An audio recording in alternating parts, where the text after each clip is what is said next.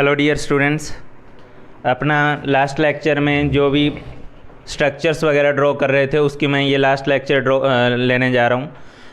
ये जो लेक्चर है, अगर आप लोगों ने केमिकल बॉन्डिंग अच्छे से पढ़ी हुई है तो इस लेक्चर में मैं जो भी स्ट्रक्चर्स वगैरह कवर करूँगा वो आप ऑलरेडी कर चुके हो। ठीक है, मैंने जो नहीं कवर होती है स्ट्रक्चर्स या बताना ज़रूरी था वो ऑलरेडी बता चुका हूँ। इसमें तो आप लोगों को सिंपली केमिकल बॉन्डिंग में प्रॉपर इलेक्ट्रॉन शेयरिंग आती है, lone pair bond pair count करना आता है, हाइब्रिडाइजेशन निकालनी आती है, बैक बॉन्डिंग की कंसेप्ट आती है, ब्रिज बॉन्डिंग की कंसेप्ट आती है।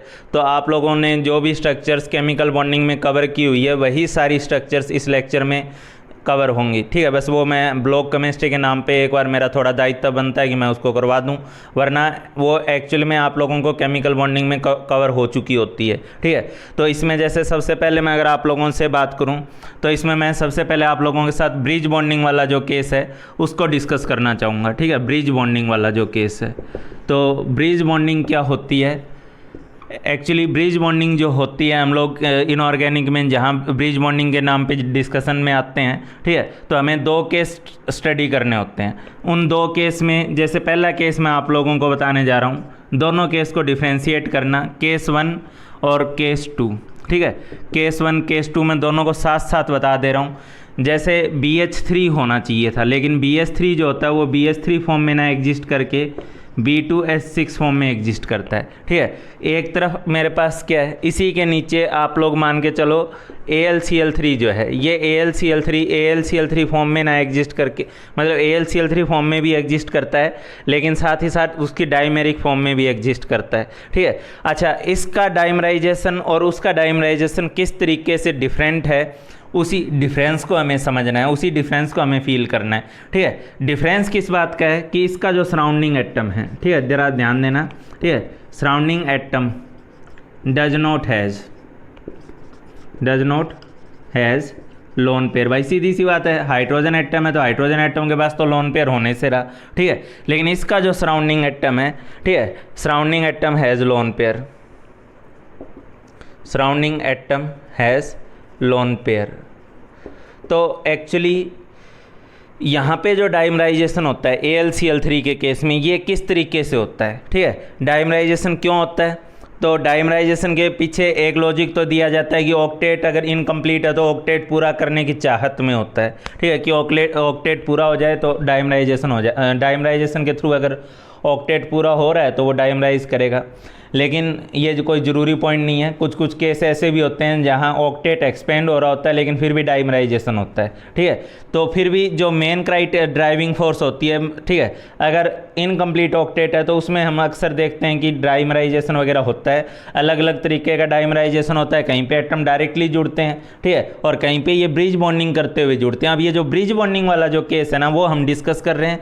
उसमें दो में चीज़ों को आपको ध्यान में रखना है कि एक केस में सराउंडिंग एटम के पास कोई लोन पेयर नहीं है और एक केस में सराउंडिंग एटम के पास आपके पास जो है लोन पेयर है। ठीक है, अब अगर एक नॉर्मल एल्यूमिनियम की बात करें तो आप सबको पता ही है कि एल्यूमिनियम के आउटर मोस्ट शेल में 3 इलेक्ट्रॉन होते हैं। तीनों को 3 क्लोरीन से, अगर तीनों इलेक्ट्रॉन को अगर 3 क्लोरीन के साथ शेयर कर दिया जाए तो इस तरीके से इस एल्यूमिनियम के पास टोटल मिला के 6 इलेक्ट्रॉन हुए। 3 पहले थे, 3 और शेयरिंग से जुड़ गए, टोटल 6 इलेक्ट्रॉन हुए। अभी भी इसका ऑक्टेट इनकम्प्लीट है। ठीक है, तो अब ये अपना ऑक्टेट कंप्लीट करने के नाम पे क्या करता है, ज़रा उस बात को समझो। ठीक है, क्या करता है, मैं यहाँ पे उसके अकॉर्डिंग कुछ बना के दिखा दे रहा हूँ। एल्यूमिनियम, क्लोरीन, क्लोरीन और ये क्लोरीन। ठीक है, यहाँ पे मैं दूसरा AlCl3 बना रहा हूँ, एल्यूमिनियम, क्लोरीन, क्लोरीन और ये क्लोरीन। अब वही बात है, एल्यूमिनियम के पास एक वैकेंट ऑर्बिटल तो है ही है, टोटल 6 इलेक्ट्रॉन है ना, जबकि S और P में मिला के टोटल 8 इलेक्ट्रॉन आते हैं। एक इलेक्ट्रॉन पेयर यानी 2 इलेक्ट्रॉन के लिए अभी भी इसके पास एक ऑर्बिटल खाली है।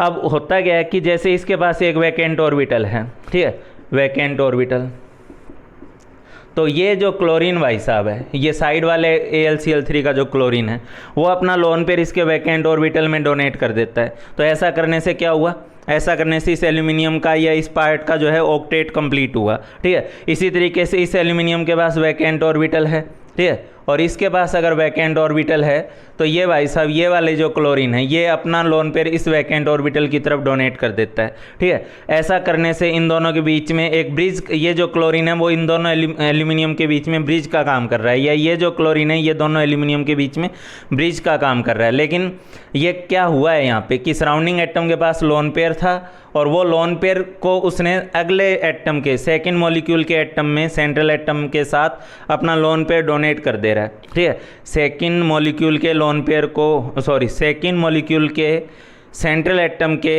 वैकेंट ऑर्बिटल को अपना लोन पेयर क्या कर दे रहा है, डोनेट कर दे रहा है। प्रॉपर वर्ड सुनना। ठीक है, एक एटम का जो एक मॉलिक्यूल का जो क्लोरीन है वो सेकंड मॉलिक्यूल के सेंट्रल एटम के वैकेंट ऑर्बिटल में अपना लोन पेयर डोनेट करते हुए ब्रिज बनाने का काम करता है, ब्रिज बॉन्डिंग बनाता है। ठीक है, तो ये क्लोरीन इसको अपना लोन पेयर डोनेट करता है तो यहाँ एक ब्रिज बना, ये क्लोरीन इसको अपना एक लोन पेयर डोनेट करता है तो इसके थ्रू इसका ऑक्टेट पूरा हुआ और इधर इसका ऑक्टेट पूरा हुआ। ठीक है, तो ये केस तो है जब सराउंडिंग एटम के पास लोन पेयर था, तो उस केस में तो सराउंडिंग एटम अपना लोन पेयर नेक्स्ट एटम के सेंट्रल नेक्स्ट मॉलिक्यूल के सेंट्रल एटम के वैकेंट ऑर्बिटल को डोनेट कर देता है। ठीक है, यहाँ क्या होगा, यहाँ पे तो कोई वैकेंट ऑर्बिटल ही नहीं है। ठीक है, इस केस में तो वैकेंट ऑर्बिटल तो है, सॉरी, बोरॉन और BS3 को अगर एक नॉर्मली बनाया जाए तो बोरॉन के आउटर मोस्ट सेल में 3 इलेक्ट्रॉन है, 3 इलेक्ट्रॉन 3 हाइड्रोजन के साथ शेयर हो रखे हैं और एक ऑर्बिटल इसका खाली है। ठीक है, एक ऑर्बिटल जो है वो इसका खाली है। अब BS3 से B2S6 कैसे बनेगा, इसका डाइमराइजेशन कैसे होगा। अब हाइड्रोजन के पास तो कोई लोन पेयर है नहीं। ठीक है, सीधी सी बात है, हाइड्रोजन के पास तो कोई लोन पेयर है नहीं कि वो अपना लोन पेयर आगे वाले बोरोन को डोनेट कर दे, तो वो वाला सीन तो इसमें नहीं आने वाला है। तो फिर क्या आएगा, कुछ अलग आएगा, बहुत कुछ अच्छा आएगा, कुछ अलग आएगा, कुछ नई टाइप की कंसेप्ट आएगी। ठीक है, BS3 से B2S6 का जो बनना है वो साइंटिस्ट लोग एक अलग टाइप की बॉन्डिंग के थ्रू एक्सप्लेन करते हैं। ठीक है, हालांकि मैं चलो अभी पहले आपके साथ डिस्कस कर दे रहा हूँ। जैसे B है, H है और H है। ठीक है, यहाँ पे एक तीसरा H है इसके साथ। इन तीनों ने अपना जो है हाइड्रोजन ने एक एक इलेक्ट्रॉन शेयर करते हुए बोरॉन के साथ बॉन्ड बनाया हुआ है। ठीक है, उसी तरीके से इस बोरॉन और हाइड्रोजन के पास अपना अपना इलेक्ट्रॉन शेयर करते हुए ये अपने अपने थ्रू बॉन्डिंग करते हुए अपना बॉन्ड बनाए हुए हैं। ठीक है, लेकिन इस बोरॉन के पास वैकेंट ऑर्बिटल है और इसका ऑक्टेट भी इनकम्प्लीट नहीं है। तो इसकी डाइमराइजेशन में साइंटिस्ट लोगों का वैलेंस बॉन्ड थ्योरी वाले पार्ट में साइंटिस्ट लोगों का मानना है, ठीक है, कि ये जो बोरॉन है ये अपने वैकेंट ऑर्बिटल को, ठीक है, वैकेंट ऑर्बिटल को जो ऑलरेडी ये जो 2 इलेक्ट्रॉन की शेयरिंग हो रखी है, ठीक है, जैसे ये हाइड्रोजन का s ऑर्बिटल हुआ या बोरॉन का हाइब्रिडाइज्ड ऑर्बिटल हुआ। ठीक है, तो इस हाइब्रिडाइज्ड ऑर्बिटल और इनके बीच में जो शेयरिंग थी, तो इसमें साइंटिस्ट लोगों का मानना है, ठीक है, जिन्होंने इस BS3 B2S6 का डाइमराइजेशन एक्सप्लेन किया है, कि ये जो बोरॉन है इसका वैकेंट ऑर्बिटल इसी इलेक्ट्रॉन पेयर के साथ जो ऑलरेडी 2 के बीच में शेयर था, ठीक है, ये जो 2 इलेक्ट्रॉन ऑलरेडी बोरॉन के बीच में शेयर थे, इसी के साथ जाके बॉन्डिंग करता है, ओवरलैपिंग करता है। मतलब हम जनरली बोलते हैं कि 2 इलेक्ट्रॉन 2 एटम के बीच में शेयर होकर बॉन्ड बनता है। ठीक है, लेकिन यहाँ इलेक्ट्रॉन 2 ही हैं, लेकिन कितने के बीच में शेयर हो रहे हैं, 3 एटम के बीच में शेयर हो रहे हैं। ये जो 2 इलेक्ट्रॉन है ये इस हाइड्रोजन के पास भी काउंट होंगे, इस बोरॉन के पास भी काउंट होंगे, और क्योंकि इस बोरॉन का ऑर्बिटल भी इसके साथ ओवरलैप कर रहा है, मतलब हम जनरली बॉन्ड बनाने के नाम पे एक सिंपल अगर बात करते हैं तो हम बोलते हैं कि 2 ऑर्बिटल आए और 2 ऑर्बिटल ने ओवरलैप किया। लेकिन यहाँ पे एक साथ क्या एज्यूम किया गया, ठीक है, कि यहाँ पे 3 बॉन्ड एक साथ बन रहे हैं, 3 ऑर्बिटल एक साथ ओवरलैप कर रहे हैं, और उन 3 ऑर्बिटल की जो ओवरलैप सिचुएशन है उसमें ये 2 इलेक्ट्रॉन है। मतलब ये 2 इलेक्ट्रॉन इस बोरॉन में भी काउंट होंगे, इस हाइड्रोजन में भी काउंट होंगे और इस बोरॉन में भी काउंट होंगे। ठीक है, इसी के चलते इस बॉन्डिंग को हम लोग एक बड़ा सिंपल सा नाम आप लोग सुने होंगे, 3 सेंटर 2 इलेक्ट्रॉन बॉन्डिंग बोलते हैं। ठीक है, क्या हम लोग इसको 3 सेंटर 2 इलेक्ट्रॉन बॉन्डिंग बोलेंगे? क्या इसको 3 सेंटर 2 इलेक्ट्रॉन बॉन्डिंग बोलेंगे? नहीं बोलेंगे। क्यों नहीं बोलेंगे? क्योंकि इसका और इसका सीन अलग अलग है।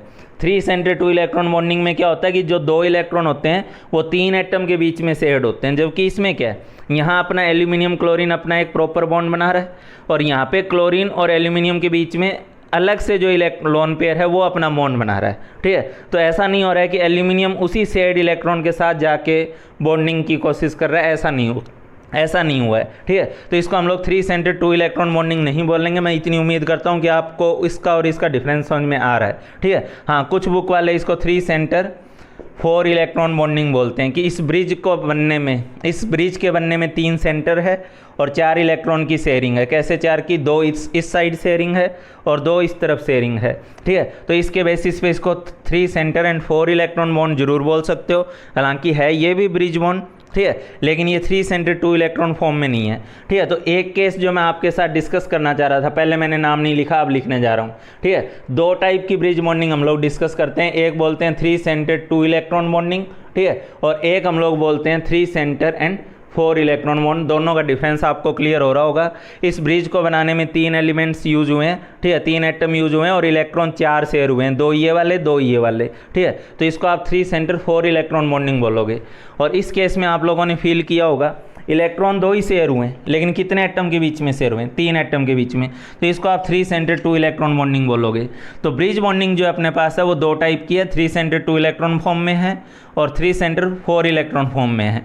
3 सेंटर 4 इलेक्ट्रॉन फॉर्म की ब्रिज बॉन्डिंग कब होगी? जब सराउंडिंग एटम के पास लोन पेयर होगा और उस लोन पेयर को डोनेट करते हुए वो ब्रिज बॉन्ड बनाएगा, ठीक है।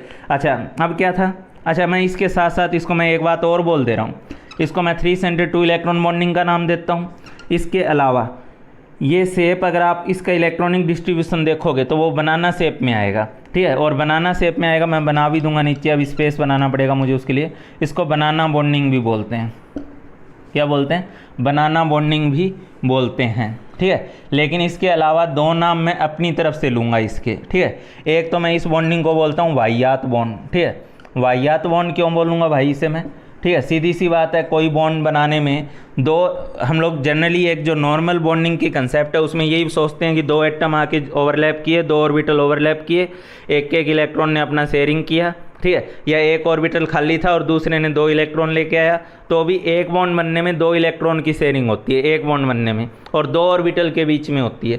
लेकिन यहाँ पे मैं इसको वाह्यात क्यों बोल रहा हूँ कि भाई जहाँ 2 ऑर्बिटल ऑलरेडी बॉन्ड बनाए हुए थे, उसी ऑर्बिटल में, उसी ओवरलैप हिस्से में आप तीसरे ऑर्बिटल को और इन्वॉल्व करवा दिए, ठीक है, उसी ऑर्बिटल ओवरलैप में, ठीक है। तो जो 2 इलेक्ट्रॉन 2 ऑर्बिटल के बीच में शेयर होने चाहिए थे, उसको एक टाइप से आपने ज़बरदस्ती एज्यूम किया हुआ है कि वो 3 ऑर्बिटल के बीच में शेयर्ड है, ठीक है, ज़बरदस्ती का आपने एज्यूम किया हुआ है। हालांकि इससे चीज़ें एक्सप्लेन होती है तो हम भी मानेंगे कि हाँ ऐसा कुछ होता होगा, ठीक है। तो इस बॉन्डिंग को मैं वाह्यात बॉन्ड इसीलिए बोलता हूँ, ठीक है, क्योंकि ये नॉर्मल बॉन्ड से हटके और एक बहुत ही वाह्यात सी कंसेप्ट पे है कि 2 एटम के बीच में 2 नॉर्मल बॉन्ड बनता है, इसमें 3 एटम के बीच में, 3 ऑर्बिटल के बीच में 2 इलेक्ट्रॉन की शेयरिंग हो रखी है, इसलिए मैं इसको वाह्यात बॉन्ड बोलता हूँ।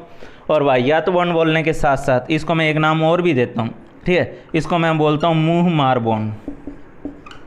मुँह मार बॉन्ड का क्या मतलब है? सीधी सी बात है, अगर हम लोग 2 लोग अपने बैठ के आराम से कोई खाना खा रहा है, ठीक है, और आप गए उसी के थाली में थोड़ा सा कुछ खा पी के आ गए, ठीक है, तो एक टाइप से होता है नहीं कि उसकी थाली में मुंह मारा है। तो यही सीन यहाँ पर है कि यहाँ 2 एटम के बीच अपना बॉन्ड बना हुआ था, ये ऑर्बिटल ज़बरदस्ती का गया और उसी में जाके मुंह मार ले रहा है, ठीक है। तो इसलिए मैं इसको मुंह मार बॉन्डिंग, वाह्यात bonding, banana bonding, 3 centre 2 electron bonding, obvious बात है ये तो जर्नल नेम हैं जो यूज़ होते ही होते हैं, लेकिन आपको समझना होगा कि ये अपने आप में एक वाह्यात किस्म का बॉन्ड है, इसको आप वाह्यात बॉन्डिंग बोल सकते हो, ठीक है। तो ये वाह्यात बॉन्ड या किस टाइप का बॉन्ड है? मुंह मार बॉन्ड है, ठीक है, जिसमें क्या होता है कि एक एटम का वैकेंट ऑर्बिटल ज़बरदस्ती 2 एटम की जो शेयरिंग थी उसी में जाके मुंह मार के आ जा रहा है, ठीक है। तो उसी तरीके से जैसे इसके पास बोरॉन का वैकेंट ऑर्बिटल है, ये भाई साहब क्या करता है, ये वैकेंट ऑर्बिटल जो है वो इसके साथ आकर के मुंह मार लेता है, ठीक है। तो इस तरीके से क्या हुआ कि जो 2 के बीच में शेयर्ड था, ठीक है, वो एक्चुअली कितने के बीच में शेयर्ड मान लिया गया? 3 के बीच में शेयर्ड मान लिया गया, ठीक है। तो ये जो केस है आपके पास, ठीक है, और इस केस में आपका डिफरेंस समझना होगा कि ब्रिज बॉन्डिंग जो होती है वो 2 टाइप से होती है, ठीक है। 3 सेंटर 2 इलेक्ट्रॉन फॉर्म में होती है और 3 सेंटर 4 इलेक्ट्रॉन फॉर्म में होती है। 3 सेंटर 4 इलेक्ट्रॉन बॉन्ड जो होता है वो तो एक नॉर्मल बॉन्ड होता है, उसमें सराउंडिंग एटम के पास लोन पेयर होना चाहिए। सराउंडिंग एटम अपना लोन पेयर नेक्स्ट मॉलिक्यूल के सेंट्रल एटम के वैकेंट ऑर्बिटल में डोनेट कर देता है, ठीक है। और इस केस में क्या होता है कि सराउंडिंग एटम के पास लोन पेयर नहीं होता, लेकिन फिर भी हम लोग कई जगह देखते हैं कि ये डाइमराइजेशन या पॉलीमराइजेशन हो रहा है और ब्रिज बॉन्ड बन रहा है, ठीक है। तो उस केस में हम लोग ये बोलते हैं कि जो बॉन्डिंग हुई है वो अलग तरीके की बॉन्डिंग है, वो एक नॉर्मल बॉन्डिंग से हटके बॉन्डिंग है, वो एक वाहियात बॉन्ड है, वो एक मुँह मार बॉन्ड है। ठीक है, उस मुँह मार बॉन्ड का मतलब ये है कि जो दो इलेक्ट्रॉन दो एटम के बीच में शेयर थे, एक एटम का ऑर्बिटल उसी दो शेयर्ड इलेक्ट्रॉन के साथ जाके मुँह मार लेता है। ठीक है, तो इसके चलते आप इसको क्या बोलोगे, 3 सेंटर 2 इलेक्ट्रॉन बॉन्ड बोलोगे, या इसको आप बनाना बॉन्ड बोलोगे। इस टाइप की जो ब्रिज बॉन्डिंग हुई है उसमें ये तब हम लोग अज्यूम करते हैं जब सराउंडिंग एटम के पास लोन पेयर ना हो। ठीक है, चलो अभी बाकी स्पेस नहीं बच रहा तो मैं इसको साफ करके दोबारा से B2H6 की बाकी पॉइंट्स को एक्सप्लेन करने जा रहा हूँ। हाँ भाई, तो आप लोग देख ही रहे हो कि B2H6 का मैंने डाइमराइजेशन अभी आपको समझाया कि इस बोरॉन का जो वैकेंट ऑर्बिटल है वो इसके साथ जाके मुंह मार लेता है जो ऑलरेडी 2 इलेक्ट्रॉन शेयर थे, इसका ये ऑर्बिटल इसके साथ आगे बॉन्ड बना लेता है। ठीक है, तो इस तरीके से आपके पास ये ब्रिज बॉन्डिंग हो रही है। और इस ब्रिज बॉन्डिंग के अंदर, ठीक है, आप लोग आगे नोटिस करोगे। ठीक है, नोटिस क्या करोगे, आपसे अक्सर इसकी हाइब्रिडाइजेशन वगैरह पूछी जाती है।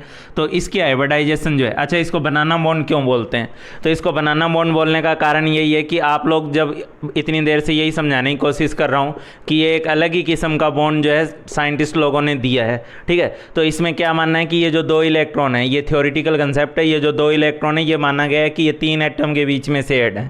ठीक है, तो जब 3 एटम के बीच में ये 2 इलेक्ट्रॉन शेयर्ड हैं तो उसको कुछ इस तरीके से दिखाया जाता है। ठीक है, कि ये इलेक्ट्रॉन इस बोरॉन और इस हाइड्रोजन तीनों के बीच में शेयर्ड है और ये बनाना शेप में बनाया जाता है, इसलिए इसको बनाना बॉन्ड भी बोला जाता है। ठीक है, और यहाँ से भी एक बनाना बॉन्ड अलग से दिखा दिया जाएगा, तो यहाँ एक बनाना बॉन्ड और एक इधर बनाना बॉन्ड, इसी का क्या बोले हमने, या तो बोलोगे बनाना बॉन्ड, ठीक है, या बोलोगे इसे 3 सेंटर एंड 2 इलेक्ट्रॉन बॉन्ड। तो बनाना बॉन्ड बोलोगे या 3 सेंटर 2 इलेक्ट्रॉन बॉन्डिंग इसे आप बोलोगे। ठीक है, उसके बाद आगे देखो आप लोग, इसमें बोरॉन की अक्सर हाइब्रिडाइजेशन आपसे पूछी जाती है। तो बोरॉन की जो हाइब्रिडाइजेशन है, अभी नॉर्मली तो बोरॉन के 3 ऑर्बिटल बॉन्डिंग में पार्टिसिपेट कर रहे थे BS3 के पॉइंट ऑफ व्यू से, लेकिन इसका तो वैकेंट ऑर्बिटल भी पार्टिसिपेट कर रहा है, और वैकेंट ऑर्बिटल भी पार्टिसिपेट कर रहा है तो इसके टोटल मिला के 4 ऑर्बिटल हाइब्रिडाइजेशन में गए हैं, और उसके बेसिस पे इसकी जो हाइब्रिडाइजेशन है वो sp3 बताई जाएगी, यानी इसके अबाउट जो ज्योमेट्री होगी वो टेट्राहेड्रल होगी। ठीक है, इसके अबाउट भी जो ज्योमेट्री होगी वो टेट्राहेड्रल होगी। ठीक है, और मैं अक्सर क्लास वगैरह में डिस्कस करता हूँ कि टेट्राहेड्रल का मतलब केवल इतना ही नहीं होता, ठीक है, कि ये 2 एटम एक प्लेन में हैं और एक एटम उसके बोर्ड के आगे है या बोर्ड के पीछे है। ठीक है, इसको आप ऐसे भी देख सकते हो कि 2 एटम अगर एक प्लेन में है तो 2 एटम उसके वर्टिकली अपोजिट प्लेन में, वर्टिकल प्लेन में है। ठीक है, 2 ऐसे लेटे हुए प्लेन में है तो 2 उसके खड़े हुए प्लेन में, ये भी वही टेट्राहेड्रल, ये बस हमें देखने का एंगल हमने बदल दिया। तो 2 को एक लेटे हुए प्लेन में देखोगे तो 2 को उसके वर्टिकली अपवर्ड और डाउनवर्ड प्लेन में देखोगे। ठीक है, तो यहाँ पर अगर मुझे इसको अलग तरीके से दिखाना हो, इसको प्रॉपरली दिखाना हो, तो इसको कुछ इस तरीके से दिखाया जाएगा। ठीक है, मैं इस टाइप का एक लंबा और पतला सा डायग्राम पहले खींच लेता हूँ। ठीक है, और इसके अंदर मैं जो इस प्लेन में है, पहली बात तो मैं इसमें ये फील दिलवाना चाह रहा हूँ जैसे ये बोर्ड के परपेंडिकुलर है, बोर्ड के आर पार करता हुआ है। ठीक है, तो अगर ये हाइड्रोजन बोर्ड इस प्लेन में है, ठीक है, तो ये वाले जो 2 हाइड्रोजन हैं वो ऐसे ऊपर और ऐसे नीचे हैं इस प्लेन के, और क्योंकि ये ऊपर नीचे हैं तो ऊपर और नीचे से ही वापस आएंगे, तो ये वापस दोनों जो बॉन्ड है वो किस में हो जाएंगे, इस प्लेन में हो जाएंगे। ठीक है, तो ये इसकी B2H6 की स्ट्रक्चर होती है जो कि एक नॉन प्लेनर स्ट्रक्चर होती है। ठीक है, कैसी स्ट्रक्चर होती है, ये अपने आप में एक नॉन प्लेनर स्ट्रक्चर होती है। ठीक है, अब मुझे आप लोग बताओगे इसमें कि इस नॉन प्लेनर स्ट्रक्चर के अंदर, ठीक है, इसमें अक्सर अगर कोई बच्चा सोचेगा, अगर उसको नॉलेज ना हो कि ये बॉन्ड किस तरीके से बना है, तो वो तो यही सोचेगा ना कि हाइड्रोजन ने 2 बॉन्ड बना लिए। ठीक है, वो तो यही दिमाग लगाएगा कि यार हाइड्रोजन ने 2 बॉन्ड बना लिए। तो आपको पहले से एटलीस्ट कॉमन सेंस होनी चाहिए। ठीक है, पहले से नॉलेज होनी चाहिए, कॉमन सेंस क्या बोल रहा हूँ, नॉलेज होनी चाहिए कि ये जो लाइनें 2 भले ही खींची गई है, लेकिन इन 2 लाइनों के बीच में भी इलेक्ट्रॉन 2 ही शेयर हैं। हाइड्रोजन का तो एक ही ऑर्बिटल शेयर हुआ है। ठीक है, एक ही ऑर्बिटल ने शेयरिंग करी है, तो ऐसा नहीं है कि इस हाइड्रोजन के पास 4 इलेक्ट्रॉन हो गए, 1-2 इलेक्ट्रॉन इससे 2 इलेक्ट्रॉन इससे, ऐसा नहीं है इसके साथ। ठीक है, हमें अपने आप में मन में पता होना चाहिए कि इस हाइड्रोजन के पास इन 2 बॉन्ड, ये 2 लाइनों के बावजूद 2 ही इलेक्ट्रॉन है। ठीक है, ये 3 सेंटर 2 इलेक्ट्रॉन बॉन्डिंग की वजह से ब्रिज बॉन्डिंग हुई है।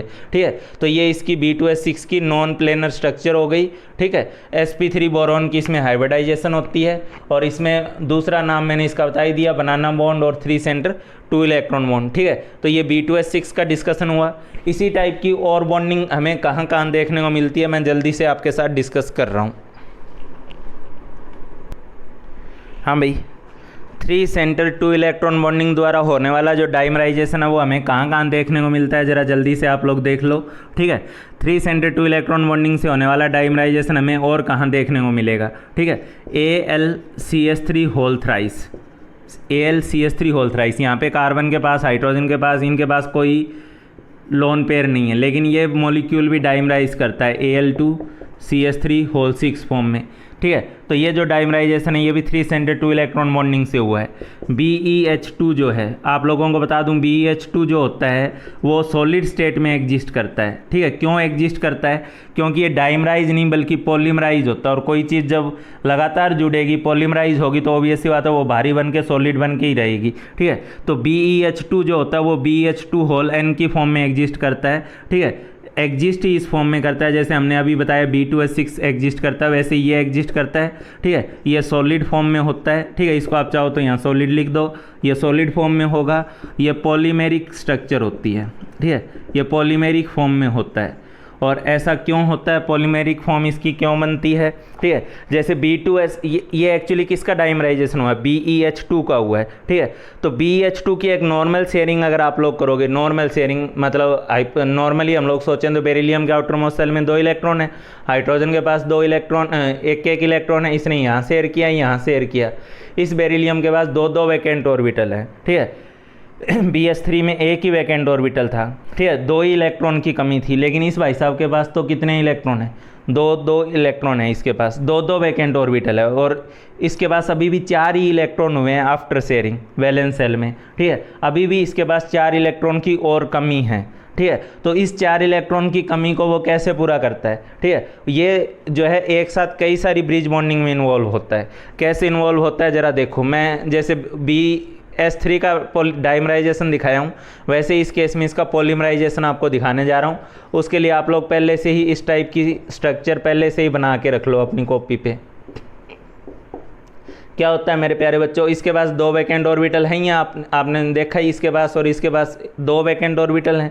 तो ये क्या करता है, एक तरफ इधर मुंह मार लेता है एक ऑर्बिटल, ठीक है, और दूसरी तरफ वैकेंट ऑर्बिटल इधर मुंह मार लेता है। तो ऐसा करने से क्या हुआ, ऐसा करने से इसके 2 ऑर्बिटल ने, ठीक है, इधर और इधर मुंह मारते हुए इस बेरिलियम की कुछ हद तक जो है ऑक्टेट पूरा करने की कोशिश करी है, ठीक है। लेकिन ये बहुत ही वाहियात से तरीके से करी है, ठीक है। तो ये कोई मज़ेदार बॉन्ड नहीं है, लेकिन फिर भी सुनो, इसी टाइप से इस बेरिलियम के पास 2 वैकेंट ऑर्बिटल है।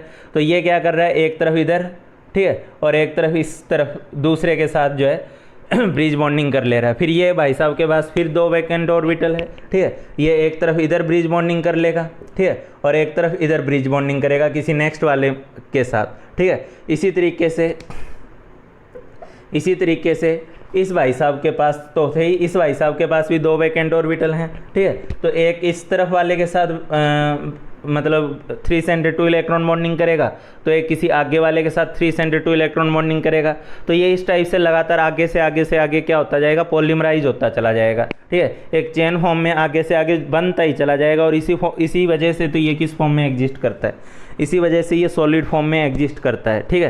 तो आप इसको ऐसे दिखा सकते हो, ठीक है। मैं यहाँ पे इसको बना के छोड़ दे रहा हूँ इतना, ठीक है, क्योंकि ये रुक तो रहा नहीं है, पॉलीमराइज हो रहा है, तो पूरे पॉलीमर की स्ट्रक्चर तो बना नहीं सकते। तो इसका होल एन करके लिख दे रहा हूँ कि ये इसी तरीके से आगे जो है चलता चला जाएगा, ठीक है। आगे ध्यान दो जरा सा आप लोग, इसमें यहाँ पे इसके ऑर्बिटल के साथ भी कोई ना कोई आ रहा होगा साइड से, इसके साथ भी कोई ना कोई साइड से आ रहा होगा, ठीक है। तो उस जगह को मैंने छोड़ दिया है। अब इस बात को आप लोग फील कर लो, ठीक है। इसको ऐसे भी दिखा सकते हो, बेरिलियम बेरिलियम बेरिलियम बेरिलियम, ठीक है, क्योंकि इसके सारे बॉन्ड जो हैं वो ब्रिज बॉन्ड में कन्वर्ट हो चुके हैं। अब नॉर्मल बॉन्ड कोई सा नहीं है, सारे के सारे ब्रिज बॉन्ड हैं, और वो भी कौन से वाले, 3 सेंटर 2 इलेक्ट्रॉन बॉन्ड वाले। यहाँ हाइड्रोजन दिखाओ, यहाँ हाइड्रोजन दिखाओ, यहाँ दिखाओ, ठीक है, यहाँ दिखाओ।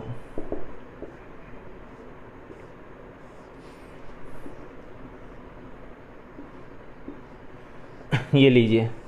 तो इस तरीके से आप लोगों ने क्या कर दिया है, इस तरीके से आप लोगों ने B2S6 का जो सॉलिड फॉर्म है, पॉलीमेरिक सॉलिड फॉर्म है, वो आपके सामने मैंने ड्रॉ कर दिया है BeH2 का, ठीक है।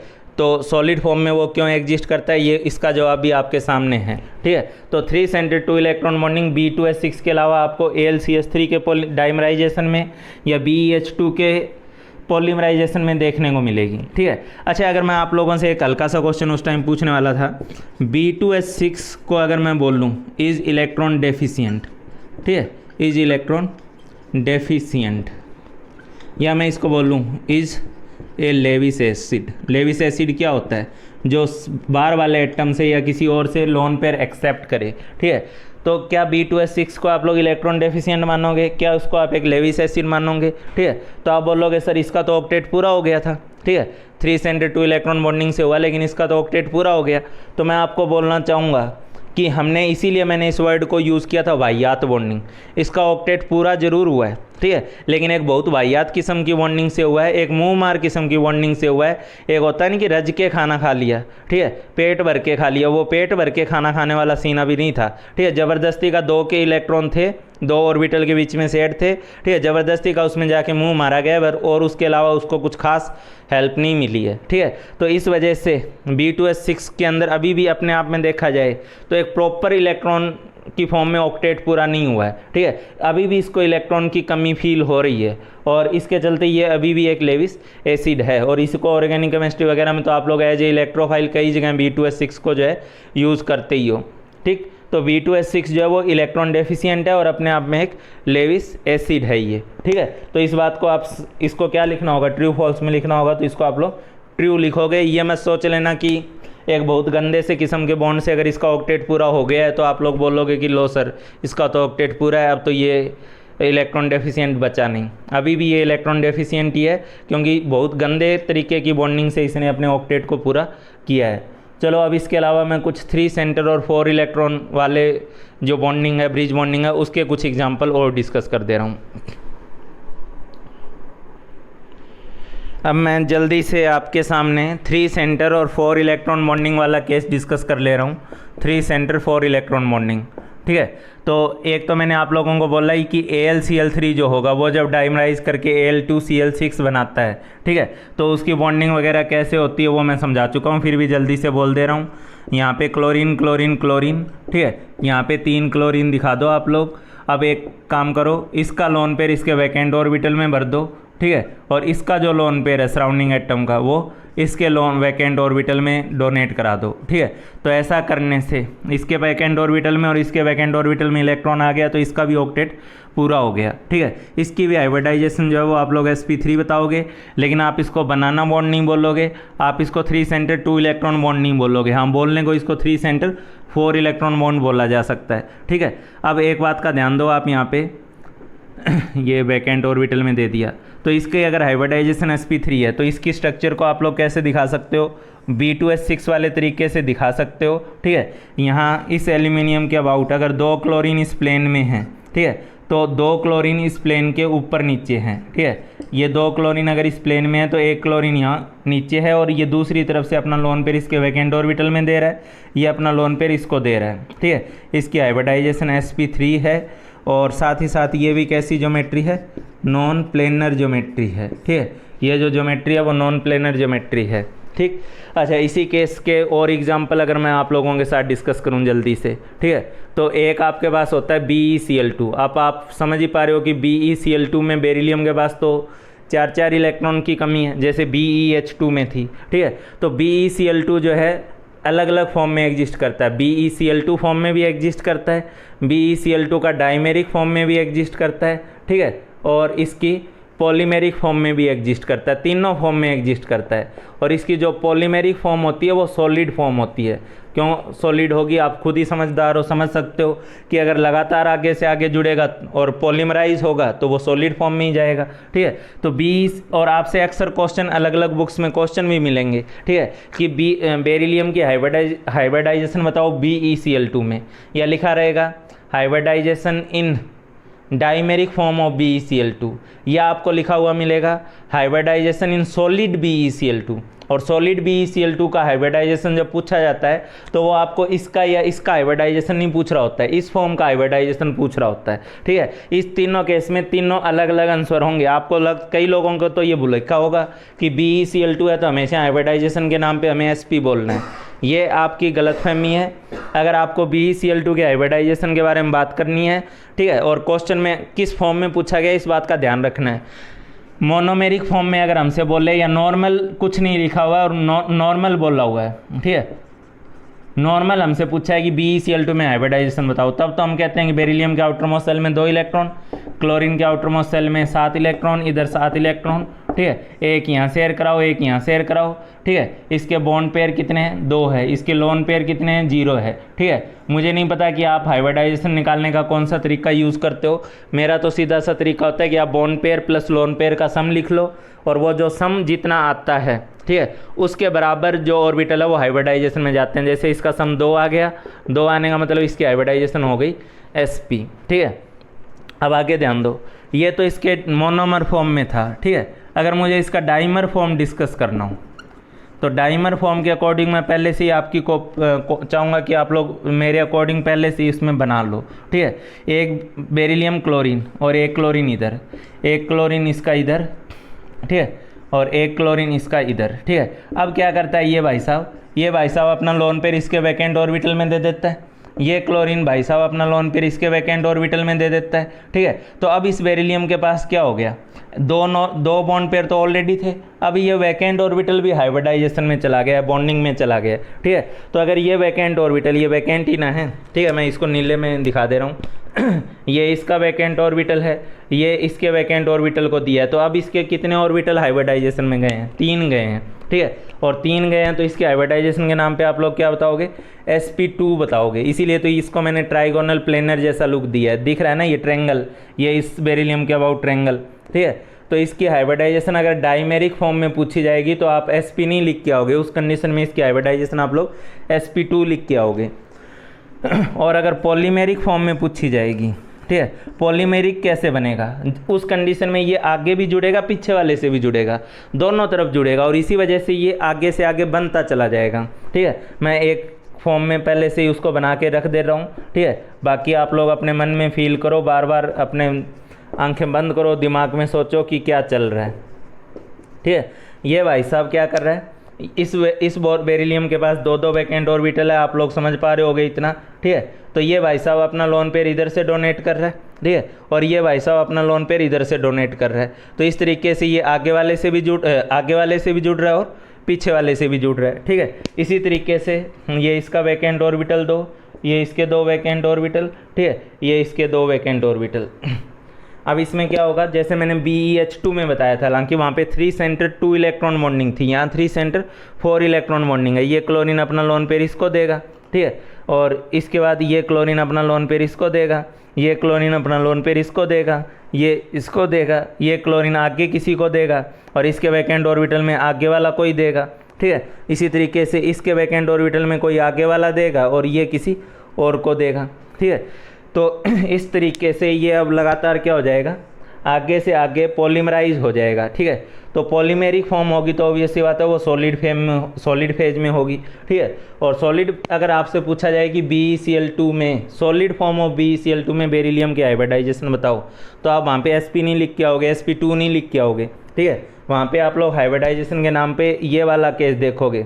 अब बेरिलियम के कितने ऑर्बिटल बॉन्डिंग में गए हैं? 1 2 तो पहले से गए हुए थे, तीसरा ये हो गया, चौथा ये हो गया, दोनों वैकेंट ऑर्बिटल भी बॉन्डिंग में चले गए। 4 जा रहे हैं, इसलिए हाइब्रिडाइजेशन कौन सी है इसकी? sp3 है। तो यहाँ sp, यहाँ sp2 और यहाँ पे sp3। एक एग्जाम्पल मुझे और डिस्कस करना है आप लोगों के साथ, 3 सेंटर 4 इलेक्ट्रॉन वाला। ठीक है, इसको उतार लो, मैं हटा दे रहा हूँ। अगर जल्दी से मैं एक एग्जांपल और डिस्कस कर ले रहा हूँ आप लोगों के साथ, ICl3 जो होता है, ठीक है, वो भी डाइमराइज करके I2Cl6 बनाता है और ब्रिज बॉन्डिंग से बनाता है। ठीक है, इसमें भी 3 सेंटर 4 इलेक्ट्रॉन बॉन्डिंग होती है। मेरा पहले तो आप लोगों से एक क्वेश्चन है, ठीक है, क्या क्वेश्चन है? ठीक है, आपको ट्रू फॉल्स बताना है इस केस में कि ये स्टेटमेंट ट्रू है या फॉल्स है। I2Cl6 is a, planar molecule. ठीक है, प्लेनर मॉलिक्यूल का मतलब इसमें 2 आयोडीन 6 क्लोरीन टोटल मिला के 8 एटम है। तो ये 8 के 8 एटम एक ही प्लेन में है। ठीक है, ये बात मेरी मैं आपसे पूछना चाह रहा हूँ। I2Cl6 is a planar molecule. तो ज़रा वीडियो पॉज करके जल्दी से आप लोग इसको सॉल्व करो और ख़ुद ही बताओ कि ये प्लेनर मॉलिक्यूल है या नॉन प्लेनर मॉलिक्यूल है, इसका पॉलीमराइजेशन कैसे हुआ होगा। ठीक है, तो इधर ध्यान दे लो, अगर आपने कर लिया है तो इधर ध्यान दीजिए। मैं यहाँ पे आयोडीन का जो नॉर्मल ICl3 का जो केस होता है, पहले मैं उसको डिस्कस कर दे रहा हूँ। नॉर्मल ICl3 की कहानी क्या होती है कि आयोडीन के आउटर मोस्ट सेल में, ठीक है, आयोडीन के आउटर मोस्ट सेल में 7 इलेक्ट्रॉन हैं, जिसमें से 3 इलेक्ट्रॉन 3 क्लोरीन के साथ शेयर हो चुके हैं। ठीक है, 3 इलेक्ट्रॉन 3 क्लोरीन के साथ शेयर हो गए हैं। तो एक टाइप से देखा जाए तो यहाँ बॉन्ड पेयर कितना है, 3 बॉन्ड पेयर है। लोन पेयर कितना है, 2 लोन पेयर है। ठीक है, तो 3 बॉन्ड पेयर है, 2 लोन पेयर है, टोटल सम 5 है। और टोटल सम 5 का मतलब है 5 ऑर्बिटल हाइब्रिडाइजेशन में गए हैं। इसका मतलब sp3d हाइब्रिडाइजेशन है, 1s 3p 1d, टोटल हो गए 5। ठीक है, तो sp3d इसकी हाइब्रिडाइजेशन है ICl3 की, नॉर्मल ICl3 की। लेकिन जब ये डाइमराइज किया है तो कैसे किया होगा, मैं ऑलरेडी बता चुका हूँ कि डाइमराइजेशन में क्या हुआ होगा। आयोडीन जो है इसके पास आपको पता होना चाहिए कि वैकेंट ऑर्बिटल है। क्यों वैकेंट ऑर्बिटल है, थर्ड पीरियड या उससे आगे का जो भी एलिमेंट होता है, थर्ड पीरियड या उससे आगे का जो भी एलिमेंट होता है उसके पास वैकेंट डी ऑर्बिटल होता ही होता है। ठीक है, तो इसके पास भी वैकेंट ऑर्बिटल है। ठीक, तो उसी तरीके से डी ऑर्बिटल इसका वैकेंट है एक। उसी टाइप से यहाँ क्लोरीन, एक क्लोरीन मैंने यहाँ दिखाया, 2 इसके लोन पेयर वो वाले जो हैं वहाँ दिखाई रखे हैं। हालांकि इसके बावजूद इसके पास एक वैकेंट ऑर्बिटल भी है। ठीक है, तो इसका डाइमराइजेशन कैसे हुआ है, इसका डाइमराइजेशन ऐसे हुआ है प्यारे बच्चों की, ये जो सराउंडिंग क्लोरीन था वो अपना लोन पेयर इसके वैकेंट डी ऑर्बिटल में दे रहा है। ठीक है, ये जो सराउंडिंग क्लोरीन है ये अपना लोन पेयर इधर वाले के वैकेंट ऑर्बिटल में दे रहा है। ठीक है, तो अब अगर मैं आपसे पूछूं कि इसकी हाइब्रिडाइजेशन क्या है, ठीक है, अब अगर मैं आपसे पूछूं कि इसकी हाइब्रिडाइजेशन क्या है, ठीक है, तो आप लोग बोलोगे कि इसकी जो हाइब्रिडाइजेशन है वो sp3d2 है। ठीक है, क्यों sp3d से sp3d2 हो गई, क्योंकि पहले आपके पास 1 2 3 बॉन्ड पेयर थे, 2 लोन पेयर थे, लेकिन अब इसके पास 4 बॉन्ड पेयर हो गए हैं। ये वैकेंट ऑर्बिटल भी बॉन्डिंग में चला गया, बॉन्ड पेयर में काउंट होगा। 1 2 3 4 bond pair, 2 lone pair, total sum 6। ठीक है, इस आयोडीन के अबाउट अगर बात करोगे तो बॉन्ड पेयर कितना है, 4 है, लोन पेयर कितना है, 2 है, टोटल सम कितना है, 6 है। इसकी मतलब हाइब्रिडाइजेशन sp3d2 है। ठीक है, मैं जल्दी से एक केस आपके साथ डिस्कस कर रहा हूँ। HCF4 की शेप ज्योमेट्री कैसी होती है। जिनोन के आउटर मोस्ट सेल में 8 इलेक्ट्रॉन होते हैं। ठीक है, उसमें से अलग अलग फ्लोरीन के साथ 4 इलेक्ट्रॉन अलग अलग फ्लोरीन के साथ शेयर हो जाते हैं। ठीक है, तो इसके पास बॉन्ड पेयर बताने की बात आती है तो 4 बॉन्ड पेयर हैं। ठीक है, लोन पेयर बताने की बात आती है तो 2 लोन पेयर हैं, टोटल सम 6 हैं। ठीक है, और टोटल सम अगर 6 है तो आप लोग इसकी जो हाइब्रिडाइजेशन है वो sp3d2 बताते हो। ठीक है, वही वाला केस है जो इसमें है।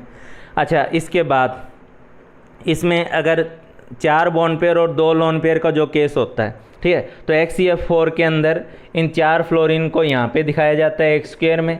ठीक है, और जो 2 लोन पेयर होते हैं, ऑक्टाहेड्रल ज्योमेट्री होती है sp3d2 की, तो ऑक्टाहेड्रल ज्योमेट्री में 2 लोन पेयर ऊपर और नीचे दिखाई दिए जाएंगे।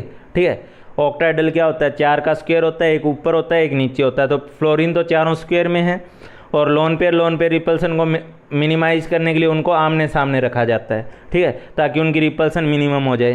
तो इस वजह से ये कैसा होता है, HCF4 की शेप कैसी होती है, तो हम लोग बार बार बताते हैं, एग्जाम में बार बार आता है ये क्वेश्चन, स्क्वायर प्लेनर होती है इसकी शेप। ठीक है, तो इसकी शेप कैसी है, स्क्वायर प्लेनर है।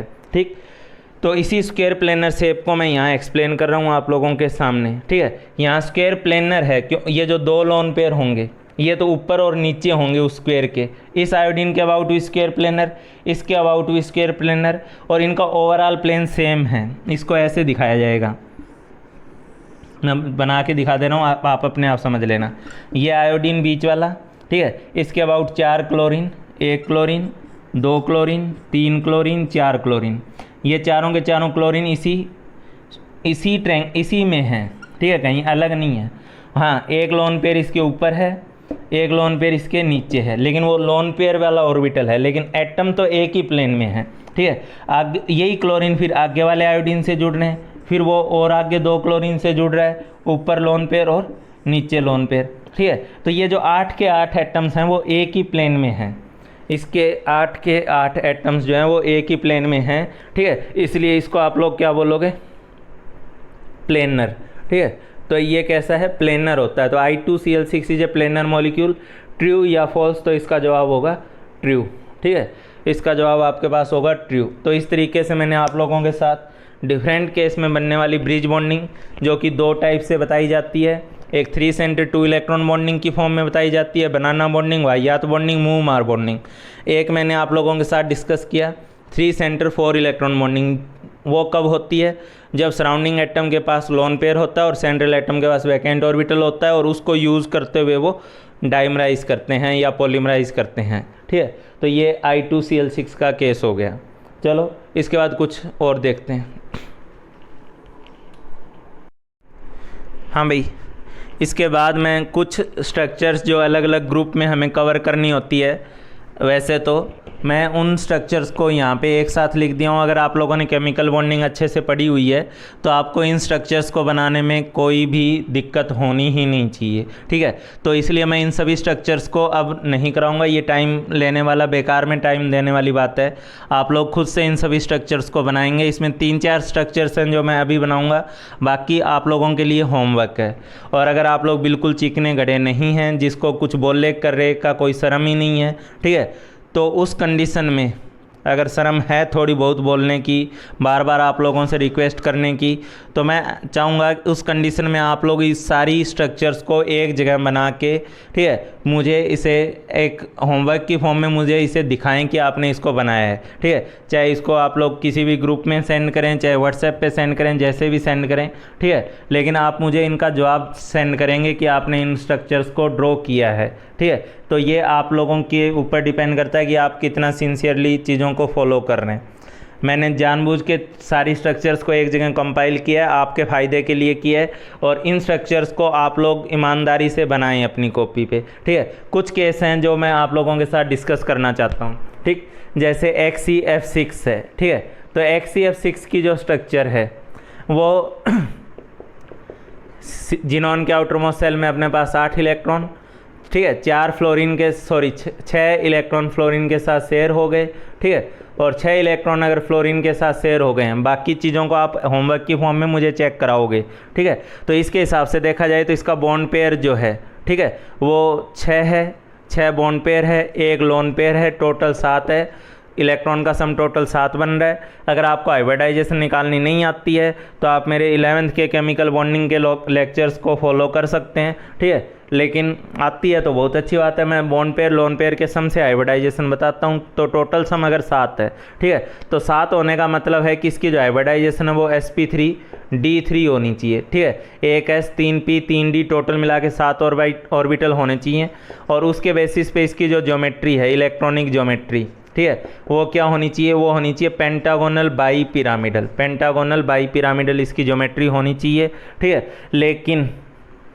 लेकिन ये पेंटागोनल बाई पिरामिडल होता नहीं है, ठीक है। इसके बारे में साफ तौर पे सीधे सीधे एक चीज़ लिखी जाती है, और इसीलिए आपको बताना ज़रूरी था, ठीक है, कि इसकी स्ट्रक्चर ज्योमेट्री जो होती है XeF6 की, ठीक है, वो एक्सेप्शनल केस है, और एक्सेप्शनल में आपको याद रखना होगा, ठीक है। एक्सेप्शनल केस है तो याद ही रखना होगा अपने को इस केस को, ठीक है। इसकी ज्योमेट्री के बारे में बोला जाता है कि ये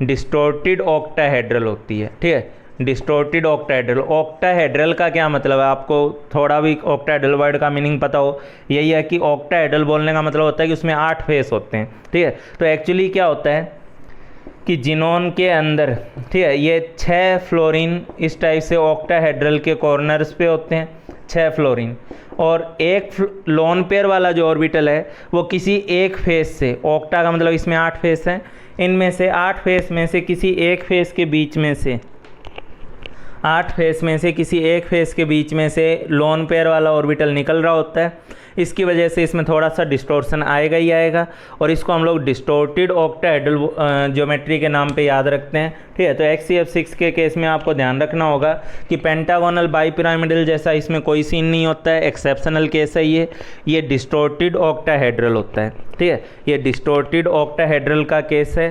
ठीक है, हाँ, इसके अलावा आप इसे एक नाम और देते हो, कैप्ड ऑक्टाहेड्रल।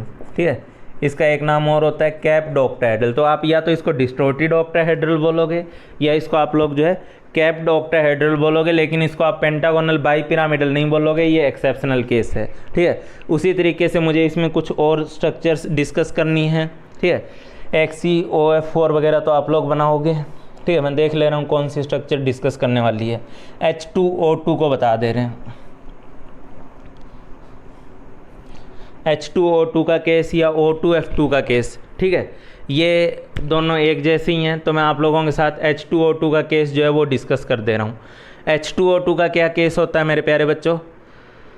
H2O2 के केस में इसकी जो स्ट्रक्चर है वो ओपन बुक से स्ट्रक्चर बताई जाती है। ठीक है, ओपन बुक स्ट्रक्चर में क्या है, नॉर्मली अगर मुझे बना के दिखाना हो तो मैं दिखाऊंगा कि ऑक्सीजन और ऑक्सीजन के बीच में आपस में एक बॉन्ड बना हुआ है और एक बॉन्ड जो है वो हाइड्रोजन के साथ बना हुआ है। तो एक तो नॉर्मली दिखाना हो तब तो हम ऐसे दिखाएंगे। ठीक है, लेकिन इसको अगर एक प्रॉपर व्यू देना है, प्रॉपर व्यू, ठीक है, तो ये मान के चलिए कि ये आपने किताब खोली हुई है। ठीक है, और ये किताब खोलने के साथ साथ ये किताब किस फॉर्म में है आपको दिख ही रही होगी, समझ में आ ही रहा होगा कि इस किताब में क्या दिखाने की कोशिश की गई है आपको, कि इस फॉर्म में आपने किताब खोल रखी है। ठीक है, इस फॉर्म में आपने किताब को ओपन किया हुआ है।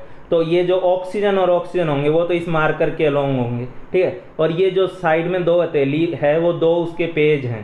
ठीक है, तो एक ऑक्सीजन एक पेज की तरफ जा रहा होगा और दूसरा ऑक्सीजन दूसरे पेज की तरफ जा रहा होगा। ठीक है, मतलब मुद्दे की बात अगर इसको अगर आप ओपन बुक की फॉर्म में समझ पा रहे हैं, फील कर पा रहे हैं। ठीक है, ये एक पेज, ये दूसरा पेज, आपने बुक को ओपन किया हुआ है, ये एक ऑक्सीजन, ये दूसरा ऑक्सीजन, तो एक हाइड्रोजन एक पेज की तरफ होगा, दूसरा हाइड्रोजन दूसरे पेज की तरफ होगा। ठीक है, और ऑक्सीजन ऑक्सीजन के बीच में आपस में बॉन्ड होगा। ठीक है, तो इस स्ट्रक्चर को क्या बोला जाता है? Open book structure. ठीक है, ओपन बुक स्ट्रक्चर। और इसी से मिलती जुलती स्ट्रक्चर होती है आपके पास किसकी? O2F2 की। ठीक है, तो O2F2 की जो स्ट्रक्चर है वो भी इसी से मैच कर रही होती है। ठीक है, हाँ भाई, उसके अलावा ये सारी स्ट्रक्चर्स आप लोग खुद बनाओगे।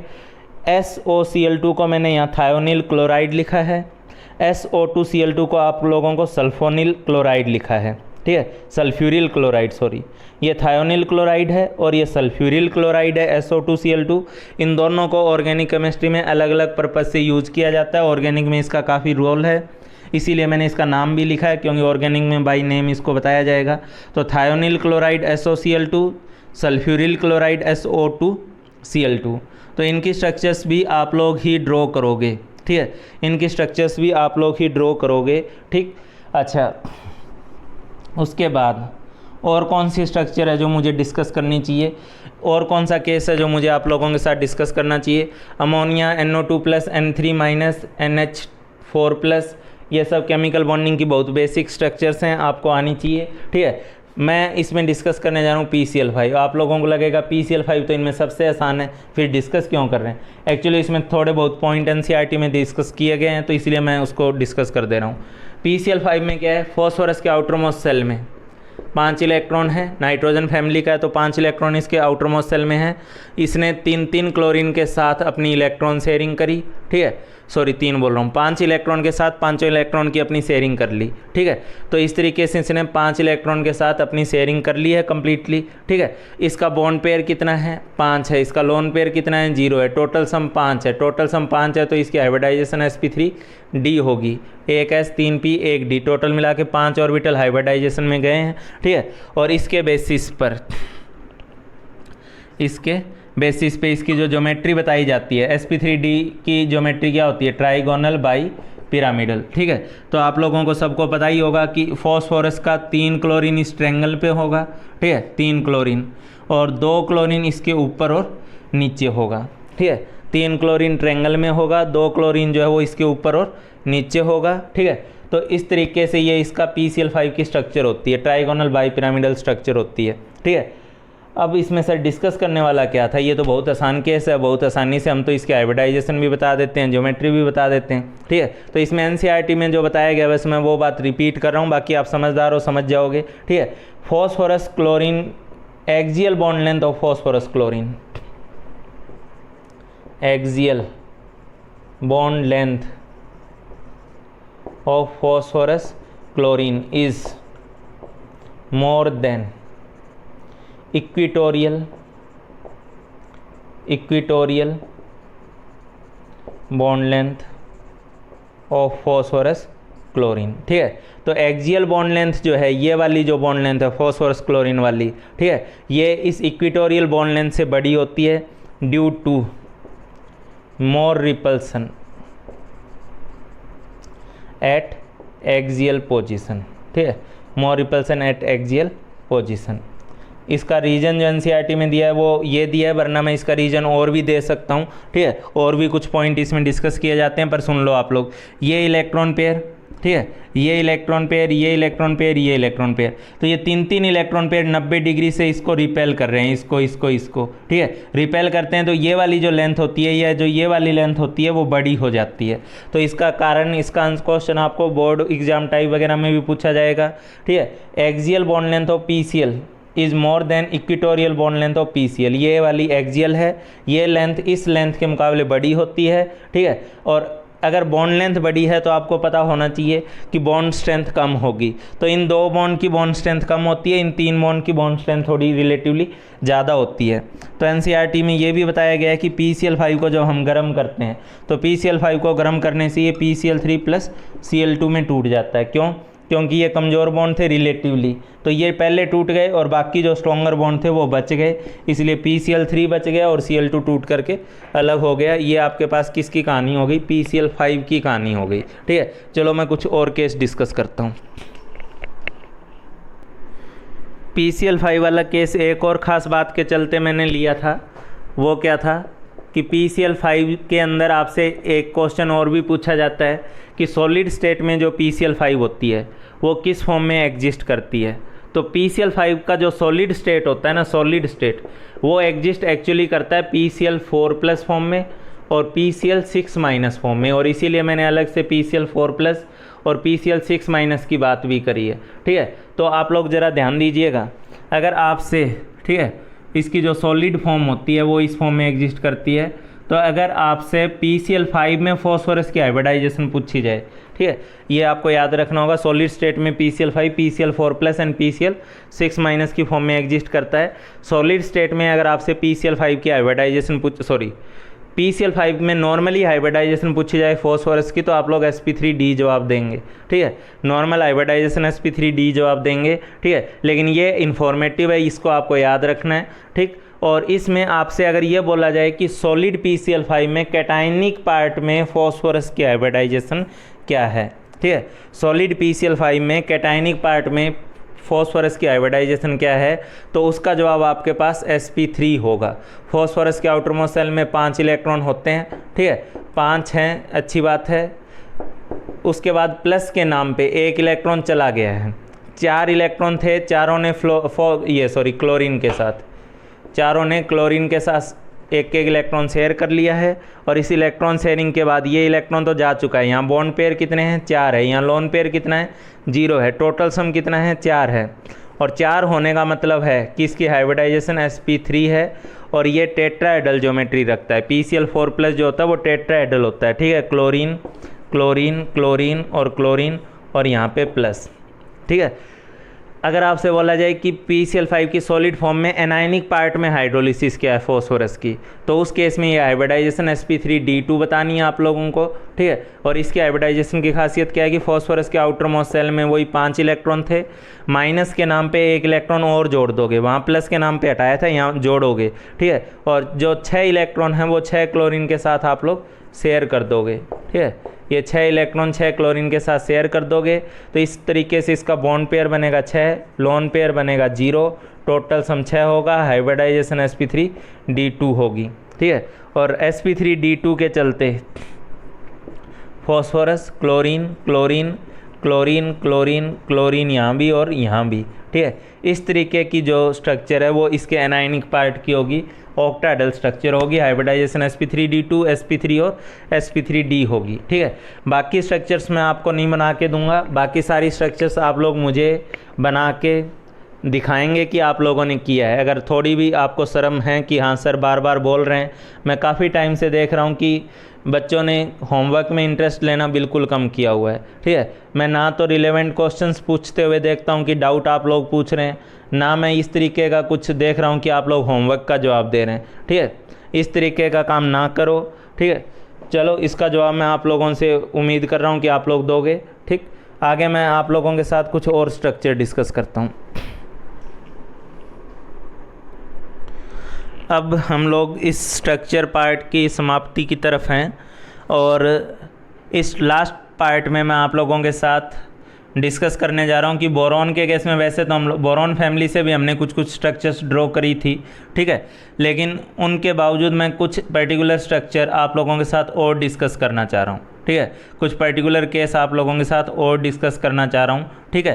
तो बोरॉन से ही रिलेटेड है, बोरॉन फैमिली से ये दो स्ट्रक्चर आप लोग या जान लोगे कर लोगे तो ऑलमोस्ट अपना स्ट्रक्चर वाला जो पार्ट है हर ब्लॉक से, चाहे वो कोई से भी ब्लॉक से रिलेट कर रहा है, वो कंप्लीट हो जाएगा, ठीक है। एक तो मैं आप लोगों के साथ डिस्कस करने जा रहा हूँ स्ट्रक्चर B3N3H6 की, ठीक है। B3N3H6 की स्ट्रक्चर डिस्कस करने जा रहा हूँ, ठीक है। और इसकी स्ट्रक्चर या इसका जो नाम है पहले तो आप इसको जान लें, ठीक है। इसका जो एक बड़ा फेमस नाम जो है वो तो है इसका इनऑर्गेनिक बेंजीन, ठीक है। इसका एक बड़ा फेमस सा नाम है इनऑर्गेनिक बेंजीन, ठीक है। और इनऑर्गेनिक बेंजीन के साथ साथ इसका जो अलग नाम है, ठीक है, वो है इनऑर्गेनिक बेंजीन के अलावा इसको आप बोराजीन बोलते हैं, ठीक है, बोराजीन बोलते हैं, ठीक है। या एक नाम और बोलते हैं आप लोग इसको बोराजोल, ठीक है। तो कई सारे नाम आप इसको आपको मिल रहे हैं इसके, इनऑर्गेनिक बेंजीन, बोराजीन, बोराजोल, ठीक है। इसको इनऑर्गेनिक बेंजीन क्यों बोला जाता है? क्योंकि बेंजीन का फॉर्मूला होता है C6H6, इसकी स्ट्रक्चर होती है, अगर हम लोग अल्टरनेट पाई बॉन्ड वगैरह दिखाते हैं तो इस टाइप से इसकी एक स्ट्रक्चर दिखाते हैं और हर कार्बन के ऊपर हाइड्रोजन जुड़ा होता है, ठीक है। बस इसमें फ़र्क इस बात का है इसमें फ़र्क इस बात का है कि आपके पास अल्टरनेट में बोरॉन और नाइट्रोजन होते हैं, ठीक है। आपके पास जो इस रिंग में कार्बन कार्बन कार्बन है 6 के 6, वो बोरॉन और नाइट्रोजन है। बोरॉन के वैलेंस शेल में कितने इलेक्ट्रॉन होते हैं? 3 होते हैं। तो इसका नॉर्मल कोवैलेंसी जो होती है, यानी नॉर्मल बॉन्ड बनाना जो होता है वो 3 होता है, जैसे BF3 BCl3, ठीक है। नाइट्रोजन की नॉर्मल कोवैलेंसी वो भी 3 होती है, क्योंकि उसके पास 5 इलेक्ट्रॉन होते हैं, 3 की ज़रूरत होती है, 3 बॉन्ड बनाता है। अमोनिया है, NCl3 है, NF3 है, ठीक है। नॉर्मल कोवैलेंसी की बात करोगे तो इसका भी नॉर्मल बॉन्ड बनाना 3, इसका भी नॉर्मल बॉन्ड बनाने की कैपेसिटी 3 नॉर्मल, ठीक है। आगे ध्यान दो, बोरॉन ने जो है एक इधर नाइट्रोजन से बॉन्ड बनाया, एक इधर नाइट्रोजन से बॉन्ड बनाया, ठीक है। इधर हाइड्रोजन है, ठीक है। तो इस तरीके से अपने 3 बॉन्ड पूरे कर लिए। इस नाइट्रोजन भाई साहब ने क्या किया, आगे बोरॉन से बॉन्ड बनाया और इस तरफ तो बना ही रखा था और एक हाइड्रोजन से बॉन्ड बना लिया, ठीक है। तो इस तरीके से इसने भी अपना 3 क्या कर लिया, 3 बॉन्ड पूरा कर लिया, ठीक है। अब उसके बाद क्या होगा, ये बोरॉन आगे नाइट्रोजन से, ये नाइट्रोजन जो है वो आगे बोरॉन से, ये बोरॉन आगे नाइट्रोजन से जुड़ रहा है, ठीक है। अब इस बोरॉन पे हाइड्रोजन है, यहाँ नाइट्रोजन पे हाइड्रोजन है, यहाँ बोरॉन पे हाइड्रोजन है, यहाँ नाइट्रोजन पे हाइड्रोजन है। अब आप लोग सोचोगे सर ये डबल बॉन्ड कहाँ से आएंगे, ठीक है। तो डबल बॉन्ड की बात ऐसी है बेटा कि इसमें बोरॉन के पास ऑक्टेट इनकम्प्लीट है, ठीक है, इसका ऑक्टेट इनकम्प्लीट है और इस नाइट्रोजन के पास लोन पेयर है। तो अंदर ही अंदर इस मॉलिक्यूल में इसके पास लोन पेयर है, इसके पास वैकेंट ऑर्बिटल है, तो यहाँ एक बैक बॉन्ड बनता है, ठीक है। ये अपना लोन पेयर इसके वैकेंट ऑर्बिटल में देता है, एक बैक बॉन्डिंग होती है इसमें, ठीक है। अच्छा, इसी तरीके से ये नाइट्रोजन अपना लोन पेयर इसके वैकेंट ऑर्बिटल में दे देता है, ये नाइट्रोजन अपना लोन पेयर जो है इसके वैकेंट ऑर्बिटल में दे देता है। और केमिकल बॉन्डिंग में आपको पढ़ाया जाता है कि कोऑर्डिनेट बॉन्ड को जब आप एक नॉर्मल बॉन्ड की फॉर्म में रिप्रेजेंट करते हैं तो देने वाले की तरफ प्लस और लेने वाले की तरफ माइनस दिखाया जाता है, ठीक है। देने वाले की तरफ प्लस और लेने वाले की तरफ माइनस दिखाया जाता है, ठीक है।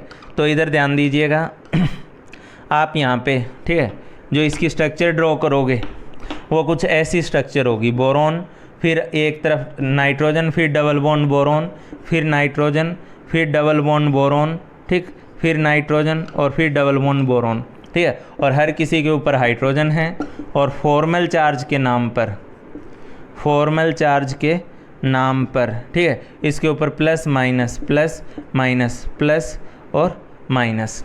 ठीक, ये इसका स्ट्रक्चर बनेगा किसका, आपके पास B3N3S6 का। और क्योंकि ये स्ट्रक्चर इससे मैच करती है इसीलिए हम लोग इसका नाम देते हैं इनऑर्गेनिक बेंजीन। ठीक है, बड़ा फेमस नाम है इनऑर्गेनिक बेंजीन, ये आपको ध्यान रखना है। ठीक है, तो ये इनऑर्गेनिक बेंजीन हो गया, जिसको आप लोग बोराजीन भी बोलते हो या इसी को आप लोग बोराजोल भी बोलते हो। ठीक है, अच्छा, अब मैं दो छोटी छोटी बातें आप लोगों के साथ डिस्कस करना चाहूँगा। क्या दो छोटी छोटी बातें? अगर मैं आपसे पूछूं बेंजीन ज़्यादा रिएक्टिव है या बोराजीन, ठीक है, यानी इनऑर्गेनिक बेंजीन, तो बोराजीन ज़्यादा, इनऑर्गेनिक बेंजीन ज़्यादा रिएक्टिव है या बेंजीन? तो मैं सीधे सीधे बताना चाहूँगा, केमिकल बॉन्डिंग की कंसेप्ट है, जब बॉन्ड में पोलरिटी ज़्यादा रहती है तो वो मॉलिक्यूल ज़्यादा रिएक्टिव होता है।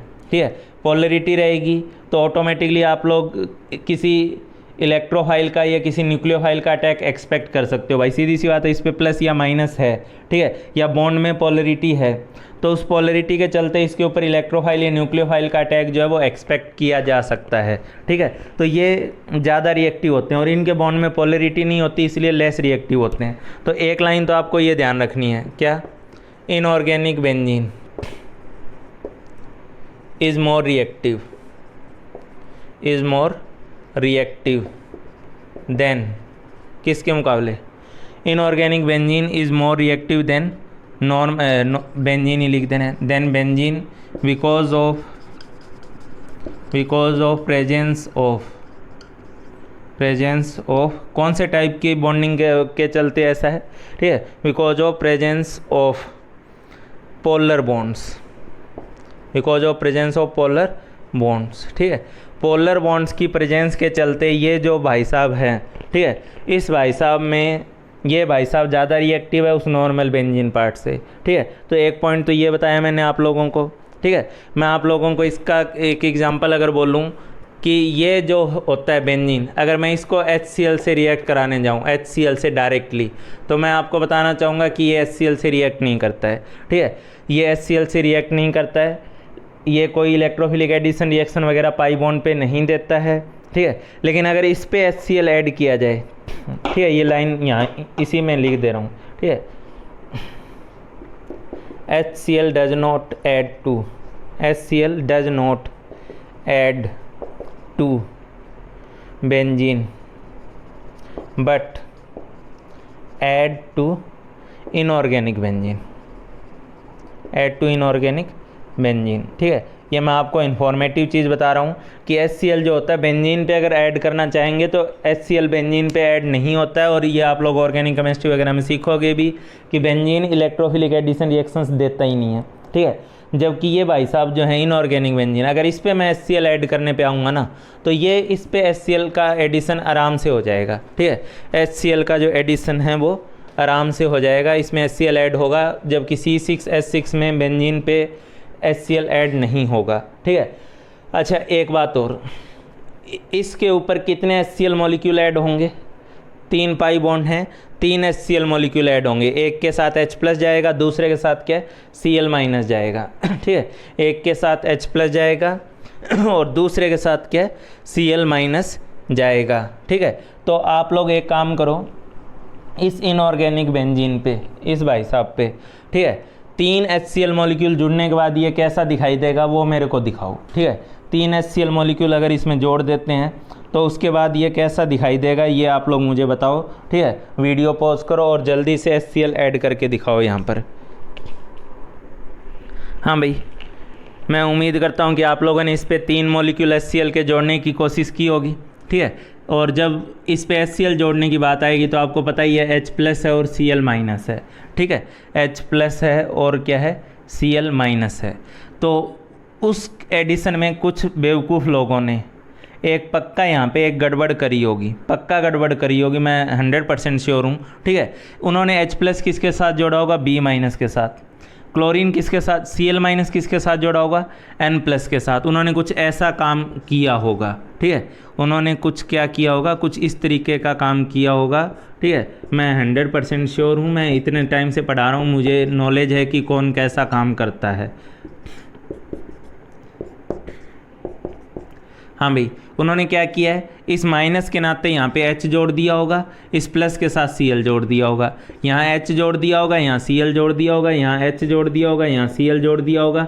और उन नालायक लोगों ने इस बात का भी ध्यान नहीं दिया होगा कि नाइट्रोजन के 5 बॉन्ड बना दिए, बोरोन के 5 बॉन्ड बना दिए। अरे बेवकूफ़ हो, नाइट्रोजन 5 बॉन्ड बनाता है और बोरोन 5 बॉन्ड बनाता है क्या? बिल्कुल नहीं बनाता। आप इस प्लस माइनस के साथ अगर डायरेक्टली ऐसे जोड़े हो तो आप बेवकूफ़ हो, ठीक है। एक्चुअल में होता क्या है कि ये जो पाई बॉन्ड है इस पे एडिशन होता है, यानी पाई बॉन्ड पहले टूटेगा और उस पे एडिशन होगा। तो पाई बॉन्ड टूटेगा तो क्या होगा, जो नाइट्रोजन ने लोन पेयर बोरोन को दिया था, ठीक है, वो वापस ले लेगा और वो किसको देगा, H+ को। तो अब बोरोन का वैकेंट ऑर्बिटल हो गया, उसमें Cl- अपना लोन पेयर देगा, ठीक है। तो आप लोगों को लग रहा होगा कि Cl- को सर ने B- पे कैसे जोड़ दिया, तो ये आपकी बेवकूफ़ी है, मेरी नहीं है, ठीक है। मैं आपको बता चुका हूँ, इस टाइप में तो आपने बहुत बड़ी बेवकूफ़ी करी। अपनी कॉपी पे नालायक नहीं, नालायक की पावर इन्फिनिटी लिखना, ठीक है। यहाँ पे आप लोगों ने बोरोन के 5 बॉन्ड बनाए हैं, नाइट्रोजन के 5 बॉन्ड बनाए हैं, और अगर ऐसा काम किया तो बेवकूफ़ तो आप हो ही हो, नालायक तो आप हो ही हो, पावर इन्फिनिटी और कर देना, ठीक है। इसमें पाई बॉन्ड के बदले में ये एडिशन होता है और पाई बॉन्ड के बदले में एडिशन होता है। तो आप ऐसे सोचो कि नाइट्रोजन ने जो इलेक्ट्रॉन बोरोन को दिया था वो वापस ले लिया और वही इलेक्ट्रॉन अब वो H+ को दे रहा है, और बोरोन का जो ऑर्बिटल अब खाली हुआ उसमें Cl- अपना लोन पेयर दे रहा है, ठीक है। तो एडिशन जरूर होगा, ठीक है। और एडिशन के बाद यहाँ पे डबल बॉन्ड बचेगा भी नहीं, ये सब सिंगल बॉन्ड हो जाएंगे, ठीक है। क्योंकि अंदर में जो बॉन्ड बन रहे थे कोऑर्डिनेट बॉन्ड वगैरह, अब वो नाइट्रोजन का कोऑर्डिनेट बॉन्ड अलग हाइड्रोजन से बनेगा। तो एक हाइड्रोजन पहले से था और एक हाइड्रोजन को ये अपना लोन पेयर देगा तो दूसरा हो जाएगा, ठीक है। इस पे एक H और एक Cl होगा, इस पे एक H और एक H होगा, इसके ऊपर एक H और एक Cl होगा, इसके ऊपर एक H और इसके ऊपर एक Cl होगा, नहीं H और H होगा, इसके ऊपर H और Cl होगा। ये फॉर्मल चार्ज के नाम पे अभी भी माइनस रहेगा क्योंकि इसने लिया है, नाइट्रोजन ने अपना इलेक्ट्रॉन दिया, तो इस पर plus minus plus minus plus, ये एडिशन बनेगा, ना कि उधर वाला, ठीक है। तो अगर आप ऐसा कुछ किए हैं तो आप बेवकूफ़ हैं, ठीक है। इसको सही करें, करेक्ट करें, ठीक है। इसके अलावा इनऑर्गेनिक बेंजीन से एक चीज़ और पूछ रहा हूँ आप लोगों से, एक हल्का सा क्वेश्चन मैं आपसे पूछ रहा हूँ, आपको बताना है number of di substituted products benzene में कितने होते हैं और इनऑर्गेनिक बेंजीन में कितने होते हैं। डाई सब्सटीट्यूटेड प्रोडक्ट का मतलब क्या है कि बेंजीन में कोई 2 हाइड्रोजन हटा के उसके बदले में 2 ग्रुप अगर लगाए जाएं, ठीक है, रिप्लेस करना है, सब्सटीट्यूट करना है, जोड़ना नहीं है, ठीक है। तो बेंजीन के 2 हाइड्रोजन को रिप्लेस करके 2 अलग ग्रुप लगाए जाएं, ठीक है, तो कितने डाई सब्सटीट्यूटेड प्रोडक्ट आपके पास बनेंगे बेंजीन के केस में और इनऑर्गेनिक बेंजीन के केस में, ठीक है। तो पहले आप लोग अपना वीडियो पॉज करके जवाब सोच लें, फिर मैं बता दे रहा हूँ। तो बेंजीन के केस में कितने प्रोडक्ट बनेंगे, ठीक है। तो बेंजीन के केस में अगर आप 2 हाइड्रोजन हटाते हो और उसके बदले में 2 X ग्रुप लिख दे रहा हूँ, वो अगर आप लोग लगाते हो डाई सब्सटीट्यूटेड फॉर्म में, तो उसमें 3 प्रोडक्ट बनते हैं, आप लोग सभी जानते हैं, ठीक है। एक ऑर्थो प्रोडक्ट बनेगा, ठीक है, उसके अलावा एक मेटा प्रोडक्ट बनेगा, उसके अलावा एक पैरा प्रोडक्ट बनेगा, ठीक है। तो ये 3 प्रोडक्ट बनते हैं, ऑर्थो, मेटा एंड पैरा। चलो ये तो आप लोग समझदार हो, जानते भी हो। इनऑर्गेनिक बेंजीन में कितने बनेंगे, अगर आपने ये समझ लिया है तो इनऑर्गेनिक बेंजीन में कितने बनेंगे, इसको वीडियो पॉज करके जवाब दें। तो मैं ही जवाब दे दे रहा हूँ अब। इनऑर्गेनिक बेंजीन में बोरोन है, ठीक है, नाइट्रोजन है, बोरोन है, नाइट्रोजन है, बोरोन है, नाइट्रोजन है, फिर बोरोन है, और इस तरीके से मैं बना दे रहा हूँ, मान लो, ठीक है। अब जब आप इस पे 2 हाइड्रोजन हटा के X ग्रुप लगाओगे, ठीक है, तो उस कंडीशन में ऑर्थो प्रोडक्ट बनेगा, बोरोन और नाइट्रोजन के ऊपर X और X लग जाएगा, ठीक है। उसके बाद आपके पास इसमें ऑर्थो भी बना, ठीक, इसके पास आपके पास इस केस में मेटा प्रोडक्ट भी बनेगा, ठीक है। लेकिन मेटा प्रोडक्ट में आपको ध्यान देना होगा, जो अक्सर लोग ध्यान नहीं देते हैं, ठीक है, 3 लिख देंगे अगर। इस केस में आपके पास 2 टाइप के मेटा बनेंगे, ऑर्थो तो एक ही बनेगा। इस केस में मेटा आपके पास 2 टाइप के बनेंगे, जो यहाँ नहीं बने लेकिन यहाँ बनेंगे, ठीक है। क्या 2 टाइप के मेटा, या तो दोनों X जो हैं वो बोरोन और बोरोन पे लगें तो मेटा 1/3 होना चाहिए ना, तो ये 1/2 हो गया, ये 1/3, लेकिन 1/3 पोजीशन यहाँ 2 टाइप की है, या तो बोरोन और बोरोन के हाइड्रोजन को रिप्लेस करो, ठीक है, या फिर, ठीक है, आप लोग boron nitrogen boron nitrogen boron nitrogen boron, आप लोग नाइट्रोजन और नाइट्रोजन के हाइड्रोजन को रिप्लेस करो, ठीक है। तो इस तरीके से ये दो अलग अलग काउंट हुए। बोरोन बोरोन वाला ऑब्वियसली बात अलग होगा नाइट्रोजन नाइट्रोजन वाले से, ठीक है। एक और केस आपके पास बनेगा, ठीक है, वो कौन सा बनेगा, बोरोन नाइट्रोजन बोरोन, ये मेटा हो गए दोनों, boron nitrogen boron nitrogen boron nitrogen boron, ठीक है। ये मैंने इनऑर्गेनिक बेंजीन दिखा दी। एक आपके पास पैरा बनेगा, ठीक है, बोरोन और 1,4 पोजीशन वाला बनेगा, मतलब ठीक है, पैरा बनेगा 1,4 वाला बनेगा। तो इस केस में और इस केस में थोड़ा सा फर्क रहेगा। इसका जवाब होगा 3 ऑर्थो मेटा पैरा, इसका जवाब होगा 4, क्योंकि मेटा 2 फॉर्म में बनेगा, ठीक है। तो इसके अंदर 3 डाई सब्सटीट्यूटेड प्रोडक्ट बनेंगे और इसमें 4 बनेंगे। ये हम लोग लास्ट पार्ट डिस्कस करने जा रहे हैं स्ट्रक्चर पार्ट में। ग्रेफाइट जैसे है वैसे ही अपने पास एक वर्ड आता है इनऑर्गेनिक ग्रेफाइट, ठीक है, बोरोन फैमिली से ही वर्ड आता है ये इनऑर्गेनिक ग्रेफाइट, ठीक है। तो एक्चुअली आप लोगों ने ग्रेफाइट की स्ट्रक्चर पहले देखी हुई है, इसलिए मैंने साइड में पहले से बना दिया इसे, ठीक है। तो ग्रेफाइट की तरह एक वर्ड आता है आपके पास इनऑर्गेनिक ग्रेफाइट, ठीक है। तो ग्रेफाइट एक्चुअली क्या है, ग्रेफाइट में 6 कार्बन की ये रिंग बनती है और उसी का एक टाइप से देख लो कि वो आगे से आगे क्या वो आपस में फ्यूज्ड फॉर्म में चलती रहती हैं, ठीक है। ये यहाँ पे आके ख़त्म नहीं हो जाती है, ये आगे से आगे इस तरफ से और रिंग्स हैं यहाँ पे, ठीक है। तो इतना आप लोग सभी जानते ही हो।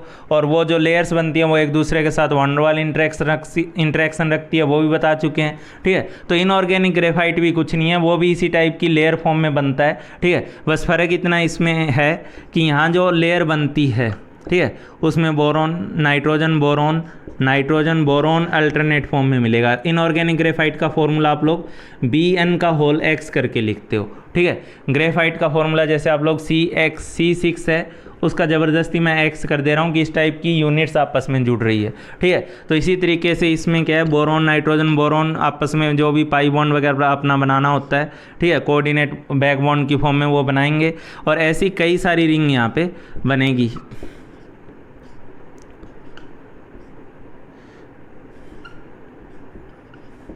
ठीक है, आप चाहो तो इसको ऐसे सर्कल फॉर्म में दिखा दो, इसको भी मैं एज यूजुअल सर्कल फॉर्म में दिखा दे रहा हूँ, ठीक है। यहाँ फिर बोरोन, यहाँ फिर नाइट्रोजन, यहाँ फिर बोरोन, यहाँ फिर नाइट्रोजन, ठीक है। और इसी तरीके से यहाँ भी बोरोन नाइट्रोजन, ठीक है। तो इस टाइप की रिंग्स आप लोग जोड़ सकते हो, ठीक है। तो आप लोगों ने जैसे इनऑर्गेनिक बेंजीन बोला था, तो बेंजीन्स का जो C6H जैसे बेंजीन का C6H6 होता है, उसके 6 के 6 हाइड्रोजन गायब करते हुए इस टाइप से जब आप जोड़ देते हो, सारी रिंग्स को फ्यूज़ कर देते हो एक दूसरे के अंदर, तो आपके पास ग्रेफाइट बनता है। उसी तरीके से B3N3H6 का ये H6 गायब करके इसको BnX फॉर्म में कन्वर्ट कर देते हो, ठीक है। तो आपके पास इनऑर्गेनिक बेंजीन बन जाती है। ये आपके पास इनऑर्गेनिक बेंजीन है, ठीक है, बिल्कुल उस स्ट्रक्चर से मैच करती है जैसे ये इनऑर्गेनिक ग्रेफाइट है। इनऑर्गेनिक बेंजीन जैसे बेंजीन से मैच करता है, वैसे इनऑर्गेनिक ग्रेफाइट जो है वो ग्रेफाइट से मैच करता है। बस यहाँ पे वो कार्बन की रिंग होती है और इसमें अल्टरनेट बोरोन नाइट्रोजन रहता है। इसमें पाई बॉन्ड किस वजह से आता है, इसमें पाई बॉन्ड आता है, नाइट्रोजन का जो लोन पेयर होता है वो बोरोन के वैकेंट ऑर्बिटल के साथ बैक बॉन्डिंग करता है, ठीक है। और नाइट्रोजन पे प्लस फॉर्मल चार्ज रहेगा और बोरोन पे जो है माइनस फॉर्मल चार्ज रहेगा, ठीक है। लेकिन ये इनऑर्गेनिक ग्रेफाइट कहलाएगा, वो जो है अपने पास ग्रेफाइट कहलाएगा। तो इस तरीके से हम लोगों ने अलग अलग कंडीशंस में, ठीक है, अलग अलग जो ये स्ट्रक्चर्स हैं हर ब्लॉक की वो एक साथ एक जगह डिस्कस कर ली है, ठीक है। ये अपना स्ट्रक्चर वाला पार्ट ख़त्म हो गया। जो होमवर्क मैंने दिया है वो आप लोग करोगे, ईमानदारी से करोगे, इतनी उम्मीद तो मैं करूँगा ही आप लोगों से, ठीक है। बाकी नेक्स्ट पार्ट में नेक्स्ट लेक्चर में कुछ नया स्टार्ट करेंगे।